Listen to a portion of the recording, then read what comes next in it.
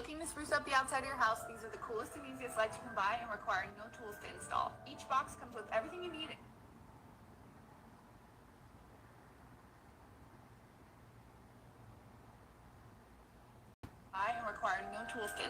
Each box comes with everything you need and covers up to 100 feet. The bulbs have an attached outdoor strength adhesive and you just peel them. The Mamba mentality simply means trying to be the best version of yourself. That's what the mentality means. It means every day you're trying to become better. When you have a dream, the one thing you have to watch out for are those out there that'll try to crush your dream. I once had a guidance counselor tell me that I shouldn't play basketball, that it would never amount to anything for me. That's good. The Black Mamba strikes again. One of the NBA's all-time greats. And Bryant, there it is. Job's not finished. Job finished? I don't think so. If we want to get to that elite level, we really have to put in the work day in and out. This man played with a broken finger and won a championship game. I play games with the flu. I play games with 102-degree fever, man. Bryant has not sat tonight. He is literally on his last leg right now. When the game is more important than the injury itself, you don't feel that damn injury. Every time I step on a basketball court, I'm going to put a strong effort out there on the floor. I'm not going to leave anything on the floor.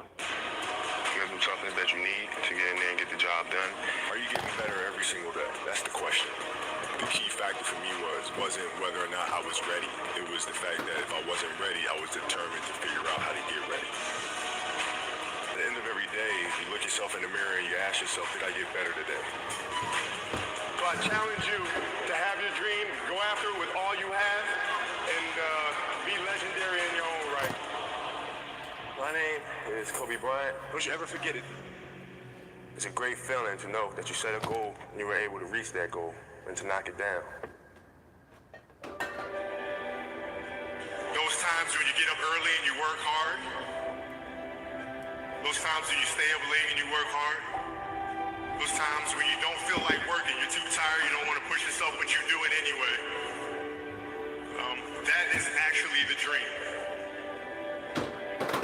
That's the dream. It's not the destination, it's the journey. And if you guys can understand that, then what you'll see happen is that you won't accomplish your dreams. Your dreams won't come true. Something greater will. It's an amazing thing about passion. If you love something, if you have a strong passion for something, you would go to the extreme to try to understand or try to get it. Whatever you have a love for, if you have to walk, you would go get it. If you have to beg someone, you would go get it. I don't think you guys understand how present you guys were with me. You know, you guys were there with me at 5:30 in the morning when I was running the track and I was midway through my workout. And I didn't know if I could make it through. And I thought about the expectations you guys had for me and you had for our team. And it pushed me through. It got me through those 800s and 400s and 100s at 5:30 in the morning. So I thank you. We're not on the stage just because of talent or ability. We're up here because of 4 a.m. We're up here because of 2-a-days, 5-a-days. We're up here because we had a dream and let nothing stand in our way. If anything tried to bring us down, we used it to make us strong. We were never satisfied, never finished, will never be retired. My high school English teacher, Mr. Fisk, he had this beautiful quote, and it read, "Rest at the end, not in the middle." And I took that to heart. I believe there's time for resting at the end, but for me, that time is not now. Thank you for this tremendous honor in acknowledging my basketball career, but I'm far from done. My next dream is to be honored one day for inspiring the next generation of athletes to have a dream, sacrifice for it, and never ever rest in the middle. Rest at the end, not in the middle. Be yourself. That's it. Be you. Be you. There's no gimmick. There's no... You don't have to contrive anything. Who are you? Where are you today? What is your story? Where does that come from? And if you guys can understand that, then I'm doing my job as a father. Thank you guys so much. I love you. Mamba out.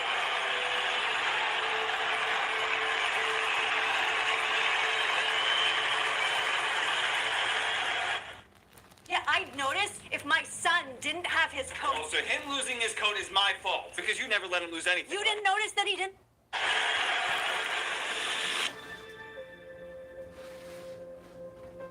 Because if you play with the fear of failing, you'll have the pressure on yourself to play, to capitulate to that fear. If you play with the sense of I want to win, then you have the fear of what happens if you don't.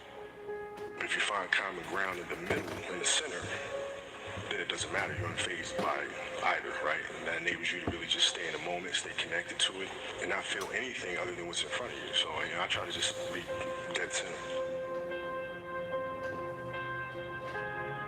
You start with where you want your game to be, what would make your game most unstoppable or hard to deal with, and now you work backwards from there, and you start building it one piece at a time, one move at a time, one counter at a time. Who would Shaq be if he had your work ethic? He'd be the greatest of all time. If Shaq had your work, They'd be the greatest of all time. Greatest of all time by sure. He'd be the first to tell you that, for sure. I mean, this guy was a force like I have never seen. I mean, it was crazy. A guy at that size, generally guys at that size are a little timid and they don't want to be tall. They don't want to be big. Man, this dude he did not care. He was mean. He was nasty. He was competitive. He was vindictive. I mean, I wish he was in the gym. I would have had 12 rings. if he had the work ethic. My God, yeah. We ain't be close. If you're lazy, man, I don't want to talk to you. I don't want to deal with you. You're going to make me feel dumber. You're going to lower my level. I don't think so. You can go over there. There's plenty of teams in here where you'll fit right in. I don't deal with people that don't commit at that level, but then act as if they do. I don't deal with that. I don't. It's real shit. I mean, listen. So, like, we used to get into stuff all the time because it was like, he would say, okay, Kobe's not throwing me the ball. And, media would take it and run with it and all this other stuff. And I'm like, well, bro, if you were in shape, by the time I run down on the fast break and run back and then run down, you're still coming down the first time, bro. Like, what the hell do you want me to do? Right? So a lot of our contention came from that. And even though he was older, you were still confronting him. You didn't care. Oh, I didn't care. Man, listen, day one, bro. From day one. I knew for sure Rick Fox, my teammates, they all thought I was absolutely crazy the day me and Shaq got in a fist fight. After that day, they were like, okay, Kobe, you're certifiable. Fist fight. Oh, yeah. Fist fight. I'm not backing down. Listen, either you're going to whoop my ass or we're going to have a night. But,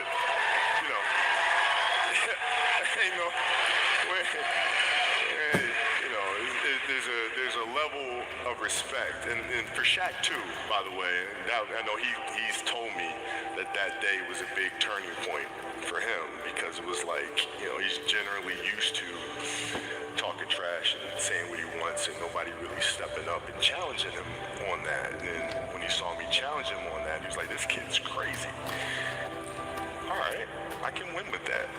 And so that was kind of the beginning of our relationship, I think. That's probably never happened to him. That's probably not something that's common to him. No, he's also 7 feet tall since he's 2 years old or something, right? This is all coming back to me right now. There's also a game in Phoenix. My first year we were playing, and he kept posting up, but they kept fouling him, so he kept going to the free throw line and kept missing him. So he throw the ball out to me. I'm not throwing that back in there, right? So I kept shooting him, right? So we get in the timeout. He's like, hey, I'm open. I'm like, okay. So we go out and same thing. Comes, hey, I'm open. Okay. There you go. Come back in.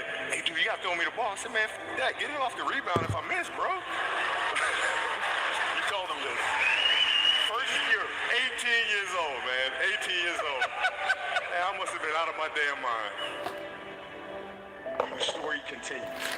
The story continues. So if you fail on Monday, the only way it's a failure on Monday is if you decide to not progress from that, right? So to me, that's why failure is not existent. Because, if I fail today, okay, I'm going to learn something from that failure, and I'm going to try again on Tuesday. Never sue the other driver after a car accident. There's a better way to get paid a way bigger check without having to go to court or pay expensive upfront legal fees. Listen, if you've been in a car Again on Tuesday. Those times when you don't feel like working, you're too tired, you don't want to push yourself, but you do it anyway. That's the dream. It's not the destination, it's the journey.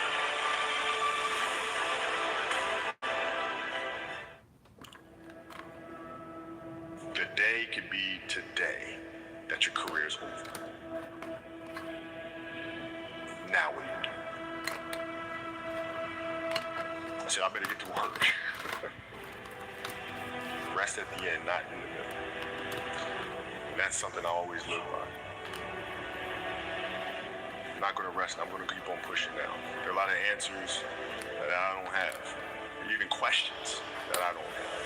But I'm just going to keep going. I'm just going to keep going, and I'll figure these things out as you go, right? And you just continue to do it that way. So I try to live by that all the time. Have a dream, sacrifice for it, and never ever rest in the middle. I came into the NBA, I was like, man, this was really hard. One of the things I would do is, while everybody would be in the cafeteria or work, eating and doing some stuff, I just go back and do that. How can I show you that, no, I have the edge? Well, you do it through training, right? So when I get up in the morning, my daughter goes with me. 4 a.m.? 4 a.m. My 15-year-old goes with me. She goes with me before school, and it becomes a daddy-daughter thing. That's cool. Through that process, she understands the value of hard work. And so it's through those behaviors is where I find the motivation. I think the definition of greatness is to inspire the people next to you. I think that's what greatness is or should be. It's not something that lives and dies with one person. It's how can you inspire a person to then in turn inspire another person and then inspire another person. That's what it is. All happy, lucky, yeah, good job, it's the best job. You gotta deal with it, face it, learn. It's exciting anyway, it's exciting when you lose. The process should be exactly the same. But the hardest thing is to face that stuff. But what if today is the day that you miss it? Now what do you do?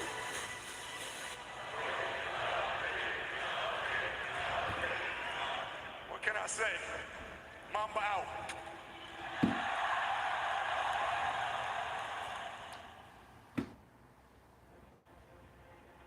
Parents were great. Growing up, they instilled in me the importance of imagination, of curiosity, and understanding that, okay, if you want to accomplish something, I'm not just going to sit here and say, yes, you can do whatever you want. Yes, you can, but you have to also put in the work to get there, right? So they taught me that at a really early age, man. And when you grow up as a kid thinking that the world is your oyster, all things are possible, you put in the work to do it, you grew up having that fundamental belief. Who was more influential for you, your father or mother? Both were influential at different points. Right. My mom was there on a daily basis. My father was really influential at a really critical time where I had a summer where I played basketball when I was like 10 or 11 years old. And here I come playing and I don't score 1 point the entire summer. Not one. You didn't score once. Not one. Were you in the game? I was in the game. How'd you not score? Because I was terrible. Not a free throw, nothing. Not a lucky shot, not a breakaway layup. 0 points. And I remember crying about it, being upset about it. My father just gave me a hug and said, listen, whether you score 0 or score 60, we don't love you. Wow. Now that is the most important thing that you can say to a child. My father just gave me a hug and said, listen, whether you score 0 or score 60, we don't love you. Wow. Now that is the most important thing that you can say to a child. Because from there, I was like, okay, that gives me all the confidence in the world to fail. I have the security there. But The hell with that. I'm scoring 60. Let's go. Right. And from there, I just